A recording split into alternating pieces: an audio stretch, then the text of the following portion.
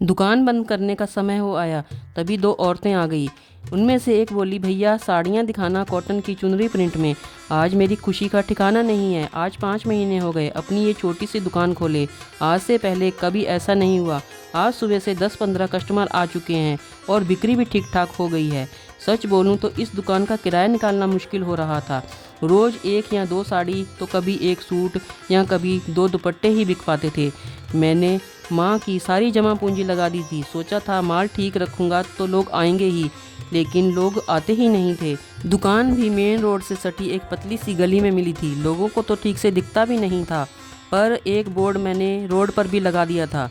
सामने main road पर एक सरदार जी की साड़ियों की दुकान है। इस छोटे से शहर में ज़्यादातर लोग उन्हीं की दुकान से कपड़े लेते हैं। रोज़ सैकड़ों कस्टमर उनके दुकान पर आते हैं, पर लगता है माँ के आशीर्वाद से आज उनकी दुकान की थोड़ी सी रौनक कम कर दूंगा। आज खुशी के साथ हैरानी भी हो रही है।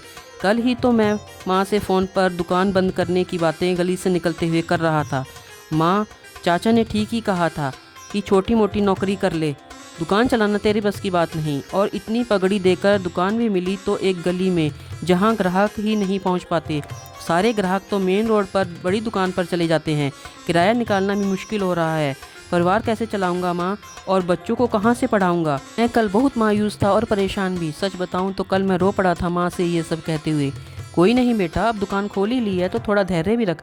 किसी भी चीज़ में सफलता अचानक नहीं मिलती। देखना भगवान सब ठीक करेंगे, माँ का आशीर्वाद ही है। कल ही उन्होंने कहा और आज दुकान पर थोड़ी रौनक हो आई है। ये दोनों पैक कर दीजिए। उन्हें साड़ियाँ पसंद आ गई थी। मैं उनका बिल बनाने लगा, तभी एक औरत बोल पड़ी, सरदार जी ने ठीक ही कहा था कि कॉटन की साड़ियाँ भी अच्छी मिल जाएंगी यहाँ पर, और दाम भी ठीक लगाते हैं।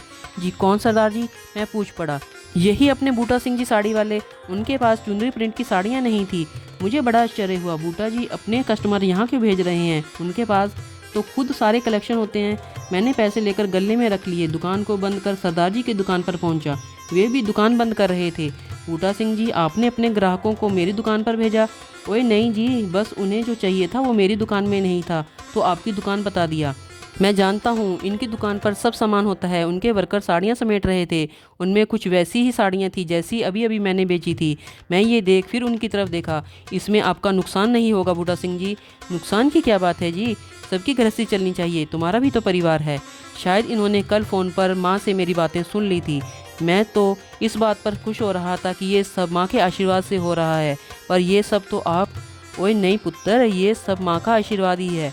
हम सबकी माएँ तो एक ही जैसी होती हैं ना। उन्हें देख मैं खुद अपनी सोच पर शर्मिंदा था। मेरी आंखें नम हो आई। वे मेरे कंधे पर हाथ रख ये कहते हुए निकल गए, मेरी माँ ने मुझसे कहा था अपने साथ साथ दूसरों के पेट का भी थोड़ा ख्याल रखना। मुझे इस कंपटीशन के दौर में ऐसी बातों की कतई उम्मीद नहीं थी।